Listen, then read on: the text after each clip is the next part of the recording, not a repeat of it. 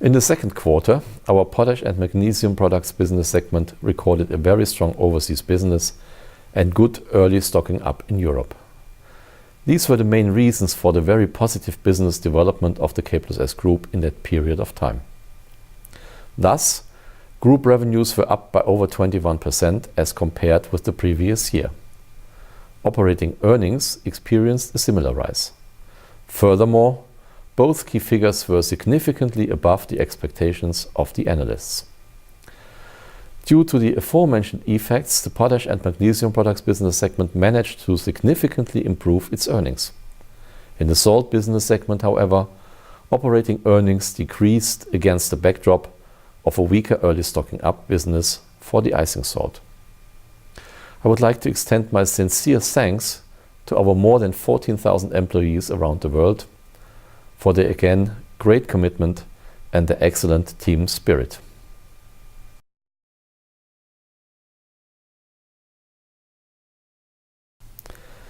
In principle, the relatively high price level for agricultural raw materials is continuing to offer attractive income prospects for farmers and thus an incentive to increase their yield per hectare also through the optimal use of fertilizers. The current demand development for potash and magnesium fertilizers in the markets relevant to us should therefore continue in the coming months and should cause this business segment to show even slightly rising operating earnings instead of stable operating earnings as previously expected. Against this backdrop, we should therefore remain able to significantly mitigate the weather-related sharp decline of the operating earnings in our salt business segments on the group level this year and are keeping to our forecasts for 2012 as a whole. In detail, we are expecting essentially stable revenues of the K+S Group between 3.9 and 4.2 billion euros and operating earnings which should move within a range of between 820 and 900 million euros after a good 900 million euros in the previous year.